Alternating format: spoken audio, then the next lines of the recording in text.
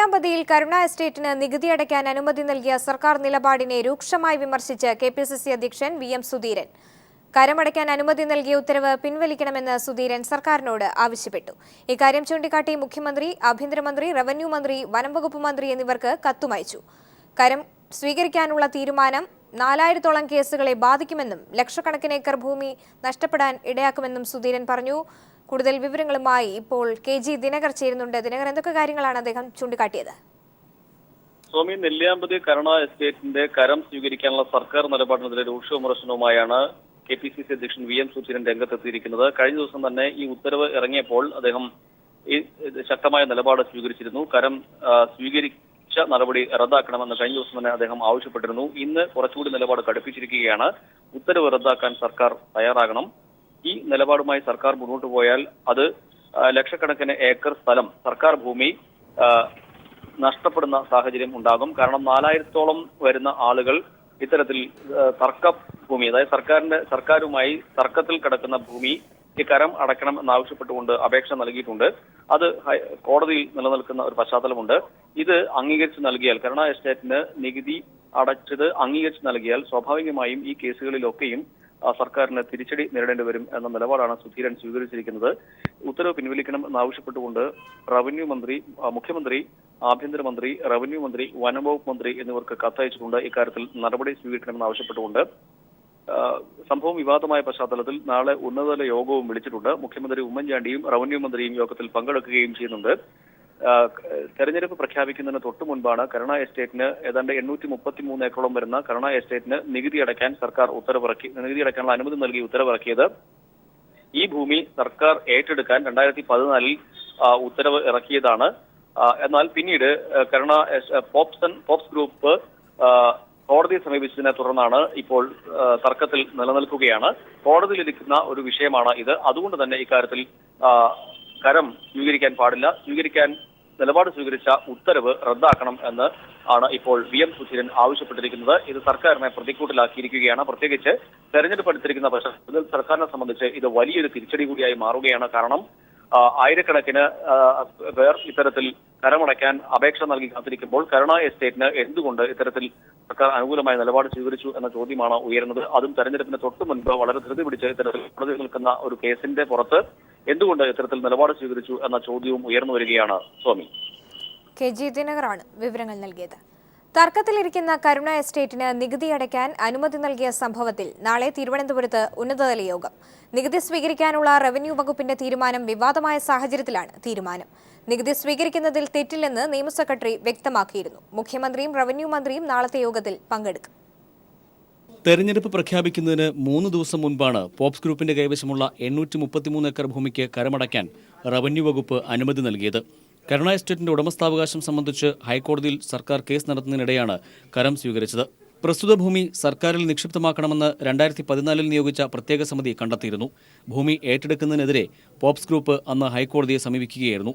കരമടയ്ക്കാൻ അനുമതി നൽകിയതിലൂടെ ഭൂമി പോപ്സിന്റെ തന്നെയാണെന്ന വാദം അംഗീകരിക്കുന്നതിന് തുല്യമാണെന്ന് ചൂണ്ടിക്കാണിക്കപ്പെടുന്നു. റവന്യൂ വകുപ്പിന്റെ നിലപാടിനെതിരെ പ്രതിപക്ഷം ശക്തമായ പ്രതിഷേധവും ഉയർത്തി. വൻകിട വ്യവസായികളെ സഹായിക്കാനാണ് സർക്കാർ ശ്രമമെന്നും പ്രതിപക്ഷം ചൂണ്ടിക്കാട്ടിയിരുന്നു. കെപിസിസി അധ്യക്ഷനും സർക്കാരിന്റെ നിലപാടിനെതിരെ രംഗത്ത് വന്നിരുന്നു.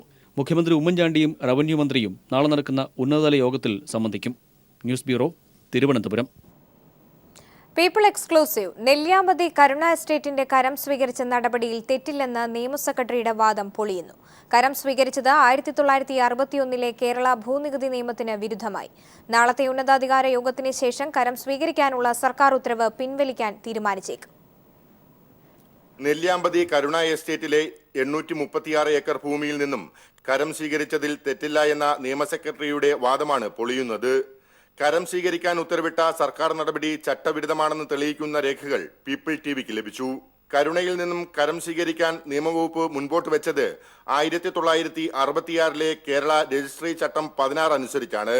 എന്നാൽ ചട്ടം 16 പ്രകാരം 2 സ്വകാര്യ വ്യക്തികൾ തമ്മിലുള്ള ഭൂമി സംബന്ധമായ തർക്കത്തിൽ കരം സ്വീകരിച്ചാൽ ഇത് ഭൂമിയിൽ മേലുള്ള ഉടമസ്ഥാവകാശം ആകുന്നില്ല. ഇക്കാരണമാണ് കരം സ്വീകരിക്കുന്നതുമായി ബന്ധപ്പെട്ട് നിയമ സെക്രട്ടറി ഉയർത്തിക്കാട്ടുന്നത്. എന്നാൽ ഹൈക്കോടതിയിൽ സർക്കാർ നൽകിയിരിക്കുന്ന സത്യവാങ്മൂലത്തിൽ നെല്ലിയാമ്പതി തോട്ടം സർക്കാരിന്റേതാണെന്ന് പറയുന്നു. അതുകൊണ്ട് തന്നെ പ്രസ്തുത ഭൂമി 1961 കേരള ഭൂനികുതി നിയമത്തിലെ സെക്ഷൻ 2(1) പ്രകാരമാണ്. ചുരുക്കി പറഞ്ഞാൽ സർക്കാർ ഭൂമിയിൽ കരം സ്വീകരിക്കാൻ പാടില്ല എന്നർത്ഥം. ഇതു മറച്ചുവെച്ചാണ് നെല്ലിയാമ്പതി തോട്ടത്തിന്റെ കരം സ്വീകരിക്കുന്നതിൽ നിയമലംഘനമില്ലെന്ന് നിയമ സെക്രട്ടറി പറയുന്നത്. സംസ്ഥാന സർക്കാരിന്റെ ഉടമസ്ഥതയിലുള്ള ഭൂമിക്ക് കരം ഒഴിവാക്കിയിട്ടുമുണ്ട്. സർക്കാരിന്റേതാണെന്ന് ഹൈക്കോടതിയിൽ റവന്യൂ വകുപ്പ് പറയുന്ന ഭൂമിക്ക് പിന്നെ എന്തിന് കരം സ്വീകരിച്ചുവെന്ന ചോദ്യത്തിന് നാളെ കൂടുന്ന മുഖ്യമന്ത്രി അടക്കമുള്ളവരുടെ യോഗത്തിൽ നിയമ സെക്രട്ടറിക്ക് മറുപടി പറയേണ്ടി വരും. Leslie John, Idukki. അഴിമതി പുറത്താകാതിരിക്കാൻ വിവരാവകാശ നിയമം സർക്കാർ അട്ടിമറിച്ചു. മുഖ്യമന്ത്രിക്കും മന്ത്രിമാർക്കുമെതിരെയുള്ള അഴിമതി കേസുകളിലെ അന്വേഷണ വിവരങ്ങൾ ടോപ്പ് സീക്രട്ട് വിഭാഗത്തിലേക്ക് മാറ്റി. തുടർന്ന് ടോപ്പ് സീക്രട്ട് വിഭാഗത്തെ വിവരാവകാശ നിയമത്തിന്റെ പരിധിയിൽ നിന്ന് ഒഴിവാക്കി സർക്കാർ ഉത്തരവിറക്കി. വിവരാവകാശ നിയമത്തിൽ സർക്കാരിന് ഇടപെടാനാവില്ലെന്നിരിക്കെയാണ് വിവാദ ഉത്തരവ്. മുഖ്യമന്ത്രിക്കും മന്ത്രിമാർക്കുമെതിരെ ഒട്ടേറെ അഴിമതി കേസുകളിൽ അന്വേഷണമുണ്ടായിരിക്കെയാണ് അന്വേഷണ വിവരങ്ങൾ മൂടിവെക്കാനുള്ള സർക്കാർ ശ്രമം. ഇതിന്റെ ഭാഗമായി മുഖ്യമന്ത്രിക്കും മന്ത്രിമാർക്കുമെതിരെയുള്ള വിജിലൻസ് അന്വേഷണ വിവരങ്ങൾ ടോപ്പ് സീക്രട്ട് വിഭാഗത്തിലേക്ക് മാറ്റാൻ വിജിലൻസ് ഉത്തരവിറക്കി. 2016 ജനുവരി 18 ഇറങ്ങിയ ഈ ഉത്തരവിന് പുറകെ ജനുവരി 27 പൊതുഭരണ വകുപ്പ് ടോപ്പ് സീക്രട്ട് വിഭാഗത്തിൽപ്പെട്ട വിവരങ്ങൾക്ക് വിവരാവകാശ നിയമം ബാധകമായിരിക്കില്ലെന്നും വിജ്ഞാപനമിറക്കി. തുടർന്ന് വിജ്ഞാപനം നടപ്പിലാക്കിക്കൊണ്ട് ഫെബ്രുവരി 9 വിജിലൻസിന്റെ പുതിയ ഉത്തരവും പുറത്തിറങ്ങി.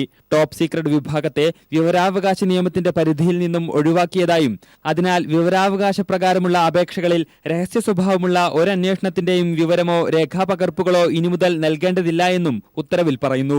മുഖ്യമന്ത്രിക്കും മന്ത്രിമാർക്കുമെതിരെയുള്ള അന്വേഷണ വിവരങ്ങൾക്കു പുറമെ മുൻ മുഖ്യമന്ത്രിമാർ, മുൻ മന്ത്രിമാർ, MLA-മാർ, MP-മാർ, IAS ഉദ്യോഗസ്ഥർ എന്നിവർക്കെതിരെയുള്ള അന്വേഷണ വിവരങ്ങളും ടോപ്പ് സീക്രട്ട് വിഭാഗത്തിൽ ഉൾപ്പെടുത്തിയിട്ടുണ്ട്.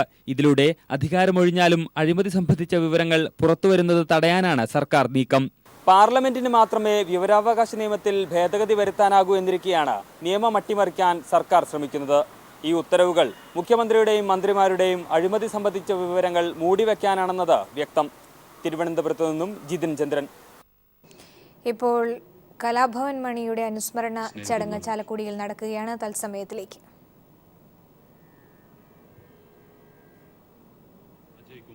പക്രുവിനെ സ്നേഹപൂർവ്വം ക്ഷണിച്ചുള്ളൂ.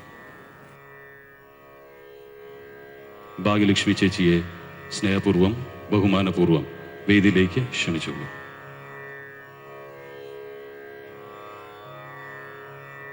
ലിജോ പല്ലിശ്ശേരി വേദിയിലേക്ക് സ്നേഹപൂർവ്വം ക്ഷണിച്ചുകൊള്ളുന്നു.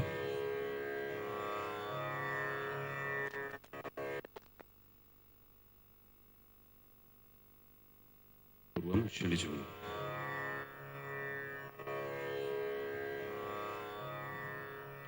IM വിജയൻ അദ്ദേഹത്തിന്റെ വേദിയിലേക്ക് സ്നേഹപൂർവ്വം ബഹുമാനപൂർവ്വം ക്ഷണിച്ചുകൊള്ളുന്നു.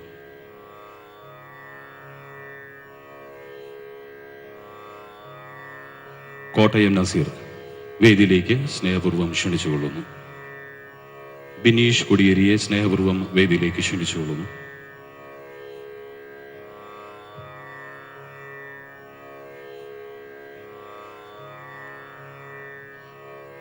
കൂടാതെ എല്ലാ സിനിമാ പ്രവർത്തകരെയും, വിവിധ മേഖലയിൽ പ്രവർത്തിക്കുന്ന സിനിമാ പ്രവർത്തകരെ ഇവിടെ ഉണ്ടെങ്കിൽ ദയവായി വേദിയിലേക്ക് എത്തുക.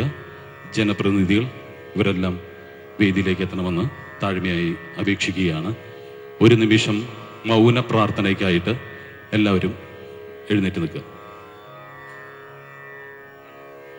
കലാഭവമണിയുടെ അനിയൻ, ഞങ്ങളുടെ പ്രിയപ്പെട്ട കണ്ണൻ രാമകൃഷ്ണൻ വേദിയിലേക്ക് ക്ഷണിച്ചുകൊള്ളുകയാണ്.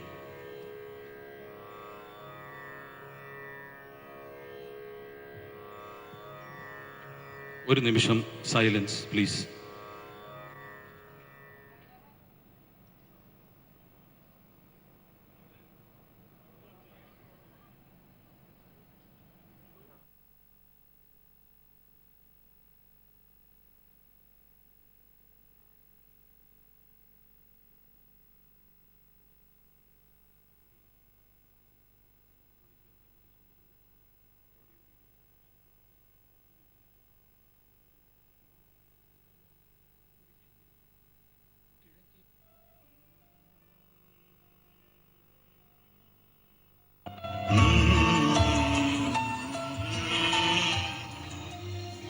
കിഴക്കേ ചാലക്കുടി ചേനത്ത് നാട്ടിൽ കുന്നശ്ശേരി രാമന്റെയും അമ്മിണിയുടെയും 7 മക്കളിൽ 6ാമനായി 1971 കലാഭവൻ മണി എന്ന കറുത്ത പൊന്ന് പിറന്നു വീണു.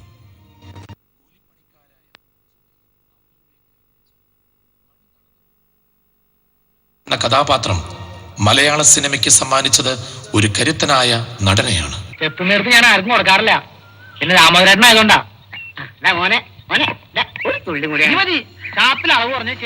പിന്നീട് തന്റേതു മാത്രമായ ട്രേഡ് മാർക്ക് ചിരിയിലൂടെ മലയാളക്കരയെ ചിരിപ്പിച്ച നിരവധി ഹാസ്യവേഷങ്ങൾ.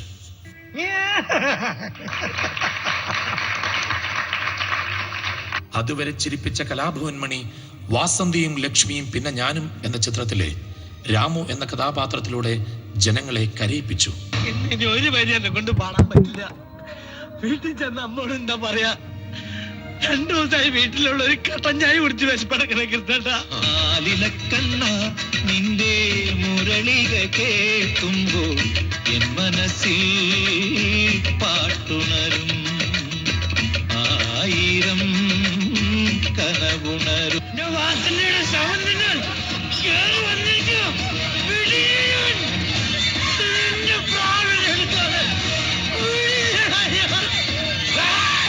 ലോഹിതദാസ് മമ്മൂട്ടി ചിത്രമായ ഉദ്യാനപാലകൻ എന്ന ചിത്രത്തിലെ ജോസ് എന്ന കഥാപാത്രം കലാഭവൻ മണിയുടെ മികച്ച നടനിലേക്കുള്ള ആദ്യ കാൽവെപ്പായിരുന്നു. ഒരു ജാതി, ഒരു മതം, ഒരു ദൈവം അല്ല, തെറ്റി.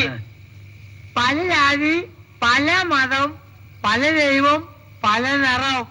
കഥ കർത്തുപോയി. പിന്നീട് സഹനടനായും വില്ലനായും മികവ് പുലർത്തിയ മണി മലയാള